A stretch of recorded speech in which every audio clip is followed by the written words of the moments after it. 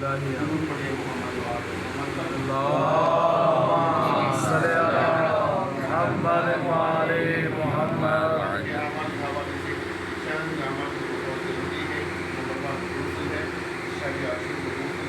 اور یہ غسل طلوع آفتاب تک وقت جاری مثالی ہے. اس وقت انسان بجا لانا چاہیے، بجا لا سکتا ہے تو دنیا کے لیے کل شریعت کر رہا ہوں یا کر رہی ہوں جو بدن چلا ہوا ہے. اور اس غسل کے اجر ثواب کے بارے میں روایت میں یوں موجود ہے کہ ایک شخص غسل بجا لائے گا اور اس اخلاص کے ساتھ بجا لائے امید رجا ان لا یکون علیہ ذنب، امید ہے کہ اس غسل کرنے کے بعد اس شخص کے ذمے کوئی گناہ باقی نہیں رہے گا. اور یہ معاہدہ بھی ہے خدا کے ساتھ، آسان خدا کے ساتھ انسان جب غسل کر رہا ہے تو دو ہی باتیں اس میں موجود ہیں. پہلی بات یہ ہے جس طرح کہ ہم ظاہری میل کچیل بدن سے دور کر رہے ہوتے ہیں، اسی طرح خدا سے وعدہ ہے میں اپنی اندرونی ثقافتوں کو، حفاظتوں کو، نجاستوں کو دور کروں گا. یہ دور کروں گا کیوں؟ کیونکہ انسان اگر اس کی صحت رہنمائی نہ ہو، جیسے ماحول میں نہ ہو تو اس کے نزدیک ہونے کا 100% اندیشہ موجود ہوتا ہے.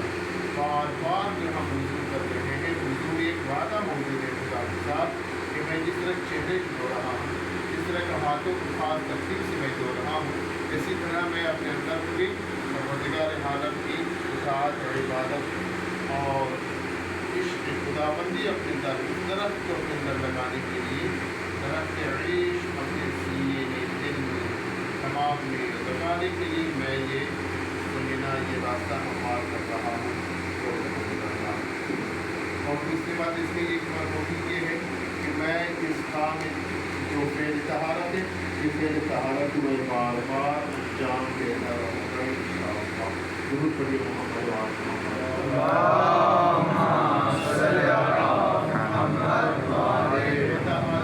کس حوال کا سوال بے شک ایک عمل. نمبر 2 4 رکعت نمازیں ہیں.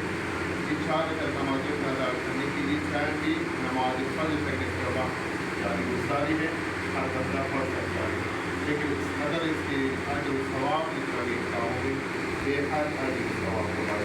اور ترتیب بھی بالکل آسان ہے. 4 رکعت نمازیں 2 کر کے نمازیں پڑھیں گی کہ میں 2 رکعت نماز شریف یا عاشور پڑھتا ہوں یا شب عاشور کی جو نماز پڑھتا ہوں سنت و وطن کو کرتا ہوں. ہر رکعت میں ایک مرتبہ حمد شریف کے بعد ایک مرتبہ آیت الکرسی اور 3 مرتبہ سورہ اخلاص. پہلی رکعت میں بھی اسی طرح، دوسری رکعت میں بھی اسی طرح. یہ نماز 2 رکعت کر کے مکمل کرنا ہے. اسی طرح سے اسی لیے 2 رکعت نماز اور پڑھتے ہیں. فرماتے ہیں صادق آل محمد علیہ السلام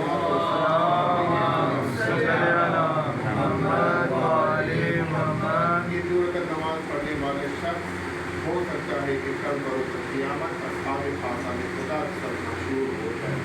پروردگار عالم اپنے باغاتی اس کی دنیاوی اور دینی حاجتوں کو پورا کروانے کی انتظام فرمائے گا. اور آج کے اعمال میں سے اہم ترین عمل ہے ذریعہ گزاری ہوگا اور سید الشہداء اور اصحاب سید الشہداء پر ذریعہ گزاری ہے. یہ تیسرا عمل ہے. اور چوتھا عمل ہے زیارت سید الشہداء حسین علی زیارت عاشورہ.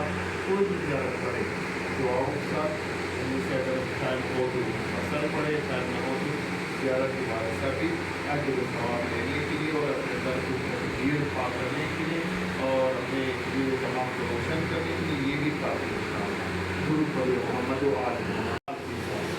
اور آداب عزاداری کے حوالے سے پوری معصومین علیہ السلام کی طرف سے جو تفصیلاً روایات میں موجود ہے وہ انشاءاللہ میں پورا تو بیان نہیں کر پاؤں گا، لیکن اسی چیزیں جو بہت ضروری ہے وہ آپ کی خدمت ہے. آداب عزاداری اس کے تعلق سفر محرم سے نہیں ہے، پورے سال سے اور خصوصیت کے ساتھ اس میں جو وقت بہار ہے اور وقت عروج ہے اور وقت ہے وہ ماہ محرم سفر سب سے پہلا عمل اور اس روایت میں جو امام رضا علیہ الصلوۃ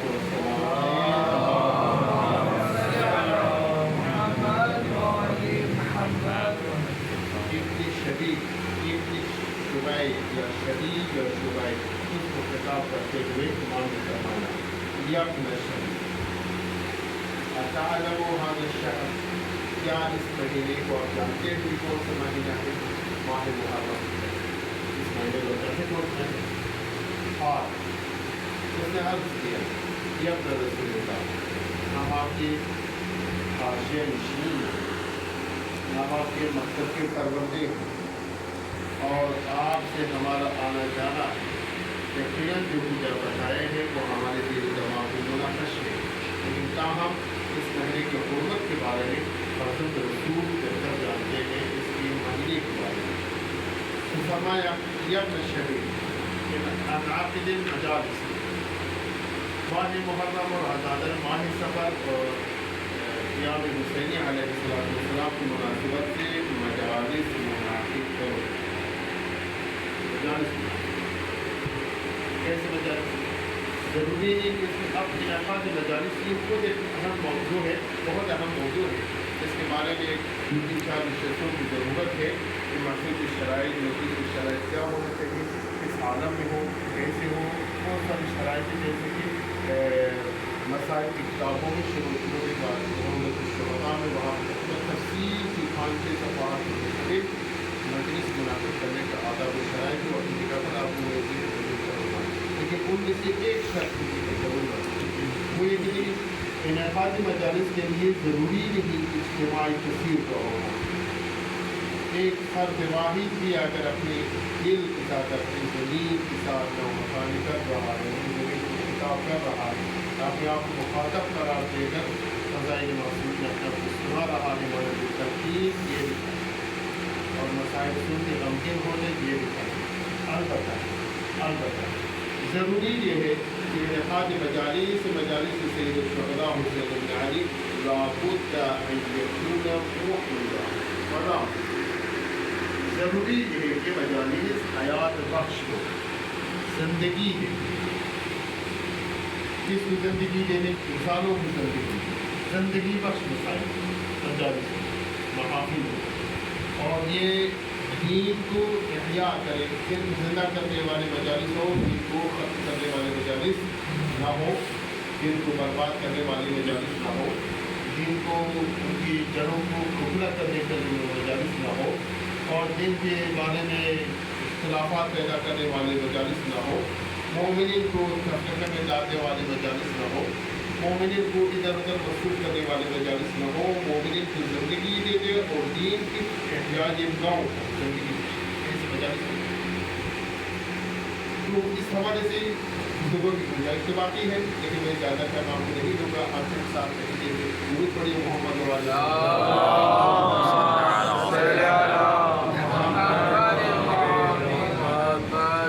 لیکن مجالس میں ہم نے جو محدودیت مجلس کے لیے پیدا کرتے ہیں اس محدودیت سے نکلنا ہوگا. اس مجالس کے تعلق سے چند مختصر دینی اور اخلاقی باتوں سے محدود نہیں ہے لیکن مجالس دینیت جو ہے ہم نے بہت کچھ سیکھنا ہے. اس مجالس بہت کچھ سیکھنا. اب یہ سہولت دی جاتی اس انعقاد مجالس اور مجالس کے برپا کرنے کی اہمیت کی جوابوں اس بات سے سمجھو کہ آخر یہ دشمن آپ کی مجلس سے ڈرتے کیوں کرتے ہیں، ان کے کرنے کی وجہ کیا ہے اور آپ کی جگہ جگہ پریشانیاں سامنے کر کے جناب محدود کرنے کی کوشش کر رہے ہیں جس کو ہر طرح کی اس مجلس کو، مجلس کی عظمت کو، مجلس کی فضیلت کو، مجلس کی فاضیت کو ختم کرنے کی کوشش کر رہے ہیں. لیکن ہمیں سمجھ میں نہیں آ رہا ہے، ہم اس بات کو سمجھتے نہیں. وہ چونکہ نارمل انداز میں اور غیر مرئی انداز میں اور دوسرے طریقوں سے یہ کام ہو رہا ہے لیکن ہم اپنے فیور میں سمجھ لیتے ہیں، فیور میں سمجھ لیتے ہیں. اب ان میں کیا ہے مجلس میں کیا کر دیا، مجلس میں بہت سی کام ہوتا ہے. اگر میں 2 دن کیٹاگرائز کی قائم کر کے ہو سکتا ہے لیکن میں نہیں کرتا ہوں. البتہ یہ بات ضروری ہے کہ مجالس کے اندر کیا کہتا ہے. نمبر 1 مجالس میں ایسے موضوعات کو سامنے لائے گئے ہیں جن کے تعلق روایتی سے ہے، تشخیص کا مقام سے ہے، نمبر سے ہے. की बातें, और वो बातें यहाँ पर हो रही कि तकरीबन नजफ़ अशरफ की क्लासों में मुसलसल लोग 4 साल 5 साल 20 साल 15 साल पढ़ लेते इन मौजूद के बारे में गुफ्तगू नहीं हुई। इस वजह से नजफ़ अशरफ वाले और कौम वाले हम पर तंज करते हैं। क्या तंज करते हैं? जब वहाँ पर जाते हैं उलमा के बाद कोई पाकिस्तानी या कोई हिंदुस्तानी आ जाए, तालिब मजलिस से दाखिल हो जाए, तो सारे मुज्तहिदीन मराजे और मुदर्रिसीन हो जाए खड़े हो जाते हैं। सुभान अल्लाह। अब आपको हमारे पास आने की क्या ज़रूरत है? इल्म की नहरें बह रहे हैं पाकिस्तान, क्यों? क्योंकि बच्चा बच्चा मदरसा देखे बगैर खड़े होकर वो तौहीद बयान कर रहा है, वो इमामत बयान कर रहा है, वो रिसालत बयान कर रहा है, वो शेर व शायरी के साथ दुश्मनों को सिग्नार कर देता है, दुश्मनों की जन्नत में दाखिल कर देता है। आप लोगों को यहाँ पर लेने की क्या जरूरत है? हमारे पास ऐसा नहीं है। अब अस्करी सब जरा वो अस्करी करते तौहीद बयान कर रहा है, आप अंदाजा लगाइए क्या नहीं समझ आ रहा है। अस्करी सब छोटा बच्चा है, वो जब तौहीद उछल उछल के तौहीद बयान कर रहा है, रिसालत बयान कर रहा है। हालांकि उस बदबख्त से अगर पूछे रिसालत के करता है, इस बदबख्त को नहीं आते हो, इसके नफ्स के माना भी नहीं है, तो इसके स्ट्रक्चर को पता नहीं रिसालत किससे बना है, कैसा है, ये किसे, इसके ज़ाहिरी माना क्या है, इस्लाही माना कुछ पता नहीं, लेकिन उछल उछल के तौहीद बयान कर रहे हैं, उछल उछल के नबूवत बयान कर रहे हैं, और हमारे अवाम अशरश के दाँत भी दे रहे हैं, डूबा भी रहे हैं, और इस वजह से हमारी परेशानी बनी। क्या ये तौहीद नहीं है? बिल्कुल तो क्या ये हमारे आज़ाब नहीं है? मैं तो हमेशा ही गौर करता रहता हूँ कि हमें बहुत ख्याल रखना चाहिए मजालिस के हवाले से। मैं ये कहता रहता हूँ, कहता रहूँगा इंशाअल्लाह। तो क्या है, मैं अर्ज़ करता हूँ कि 2 बातें मोमिन से इंसान बनते खुदा अगर ऐसी सूरत हाल हो तो पूरे पाकिस्तान के स्पेशलिस्ट को जमा कर दिया जाए, चाहे वो किसी मजमून से वाबस्ता हो, स्पेशलिस्ट हो, माहिर हो, जानने वाला हो, दिन की दुनिया से, सियासत से, इबादत से, अखलाक से, अस्करी फौजी गैर फौजी जो भी है, सब माहिरों को जमा कर दिया जाए और 5वीं क्लास के बच्चे को उसके सामने खड़ा कर दिए मैं इनको लेक्चर दे दूँ। आपको कैसे लगेगा? आप कैसे लगेगा आपको? हाँ भाई, कैसे लगेगी? पूरे पाकिस्तान के स्पेशलिस्टों को, जनाब PhD की डिग्री होल्डर को जमा कर दिया जाए, हाल में बिठाया जाए, उनके सामने 5वीं क्लास के बच्चे को कहते भाई तुम इन्हें लेक्चर दे दो, समझाओ। सही है, अच्छा लगेगा, है नामुनासिब ये बात अपनी जगह दी जाए। अब हदीस सुन, हदीस जिस वक्त और जहाँ भी, जिस जगह पे, जिस ज़माने में, जिस घर में, कायनात की किसी भी गोशे में मजलिस हुसैन इब्न अली अलैहिस्सलाम मुनाकिद करने का प्रोग्राम हो जाए, प्रोग्राम प्लान हो जाए कि हम मजलिस होनी चाहिए, सबसे पहले पहुँचने वाली हस्ती सादिक़ा की सैयदा अलैहिस्सलाम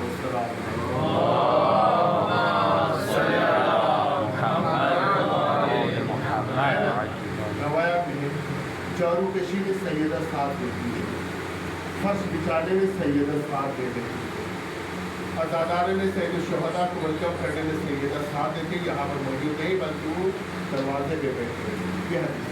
और उस मजलिस से आखिरी पर जो निकलने वाला भी आखिरी पर वहाँ जाने वाला साहिब अज़ादारों, सुनने वाले, सुनाने वाले, बानियों को दुआएं खैर देते हुए रुखसत होने वाली भी ज़हरा। अब अंदाज़ा लगाए अगर ज़हरा उस मजलिस में मौजूद है, ज़हरा के सामने किसको बिठाना चाहिए? मेरे पर पे अस्करी को करे क्या नासिर मुताबिक, क्या नासिर कराना को करे करते और तो नहीं बयान करें। क्या ख्याल पाकिस्तानियों, क्या ख्याल है? पाकिस्तानी जवानों क्या ख्याल आपका? किसको खड़ा कर दे? किसी शोबा दवाब को खड़ा कर दे? ज़हरा क्या कहेंगे? क्या गुजरेगी सैयदा अलैहिस्सलाम? जहाँ हम आपसे मिला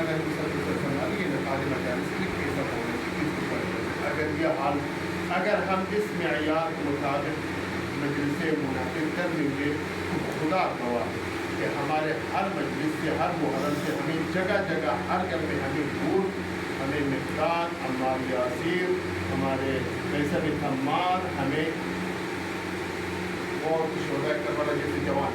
क्या ख्याल? इसी वजह से बाकी साहब फरमाते थे कि उस मस्जिद को और उस इमाम बारगाह को आग लगा दीजिए जिससे हमें वैसे में थम्मार मिले। ऐसा वहाँ से तरबियत इमाम बारगाह के क्या फ़ायदा, जिससे नशे ही पैदा हो जाए, फालतू लोग पैदा हो जाए, फजूल लोग पैदा हो जाए, लड़ाके पैदा हो जाए और जाहिर वो तक पैदा हो जाए। एक बात ये मजलिस का बात, मजलिस में दूसरी मुसीबत, आप ये हया ने आप बोलते नहीं, आप जानते इस बात को, लेकिन आप बोलते नहीं हैं। पता नहीं आपकी ज़बान को लगा हुआ किससे लगा दी मैं नहीं जानता, लेकिन आप बोलते नहीं हैं। आपको बोलना चाहिए, सिर्फ तालिबों पे नहीं है, अमर बिल सब पर वाजिब है, या ना? बिल्कुल अमर बिल सब पर वाजिब है या नहीं? वाजिब है, बिल्कुल नही मुनकर सब पर वाजिब है या नहीं? बिल्कुल वाजिब। फिर आप लोग खड़े क्यों नहीं होते? एक बात इसको याद रखो। दूसरी बात, मजलिस में क्या होता है, मजलिस में जवानों होता जो है कि हमने सुनने वाले को किससे मिला दे, किसकी तरफ खड़ा कर दे। आप नताइज पाकिस्तान में अभी देखें ना, मजलिस मुनाकिद करवाने के क्या नतीजा आपको मिलेंगे। अगर आप नहीं जानते मैं एक इशारा कर दूँगा, ये बताएं मस्जिद में रश ज़्यादा है या अलम पाक के पास रश ज़्यादा है? हाँ? मस्जिद में दर्स कुरान लेने वाले ज़्यादा है या शबे जुलजना के तवाफ करने वाले ज़्यादा है? तो कौन रास्ता दिखा रहा है, कौन रास्ता दिखा रहा है, कौन बता रहा है, किसके तरफ हम ले जा रहे हैं? हुसैन चीख कर पुकार रहे थे कि वो आँख अंधी हो जाए जो खुदा को न देख सके। वो तो खुदा के लिए खुदा की तरफ लोगों को ले जा रहे थे। काफिले नूर था या नहीं? क्या हुसैन इसलिए शहीद हुए कि मेरे जन्म शब हाथ कर दिया, लोगों की चुनते रहे, तबरुक से मिलते रहे? हाँ, हुसैन इसलिए शहीद हुए। अली अलैहिस्सलाम मस्जिद इसलिए शहीद हुए कि बस उसकी शबे बनाते रहे। इमाम रज़ा इसलिए शहीद उसकी शबे बनाई जाए। जो जना इसलिए क्या क्या बात है। अगर हम बात करेंगे कि ये तो अदादारी की तरह है, लेकिन आप समझे कि किस तरफ हम ले जा रहे हैं। कहाँ मस्जिदें खाली हो गए, मदरसे खाली है, मस्जिदें खाली है, दानिशगाह खाली है, यूनिवर्सिटी खाली है, और हमारे अस्करी की सियासत में हमारा नामो निशान नहीं है, फौज पाकिस्तान में हमारे नामो निशान नहीं, इधर हमारे नहीं, लेकिन लंगरों की गिरद हम मक्खी की तरह इकट्ठे हो रहे हैं। हमारी तालीम की फीसदी देखिए, कितने बच्चे हमारे तालीम याफ्ता हैं, कितने बच्चे हमारे प्रोफेसर हैं, कितने जवान हमारे टीचर्स हैं, कितने जवान हमारे हाई लेवल तालीम हासिल करते हैं, कितने जवान जो शोबों में काम करते हैं। वो सारे देखिए 20-20 रंग की धागा हाथों में बंधे हुए हैं और जनाब उनके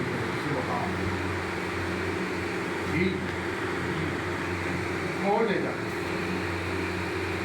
कौन रहनुमाई करता है, किधर जाना चाहिए, जवानों को कहाँ खड़ा होना चाहिए। अब अंदाज़ा लगाओ, आज रात अंदाज़ा लगाए आज़ान या लकबर सुनने के लिए जहाँ जहाँ इमाम बाप का छोटा हो या बड़ा वहाँ खड़ा होने की जगह नहीं मिलती, लेकिन नवाज हुसैन के लिए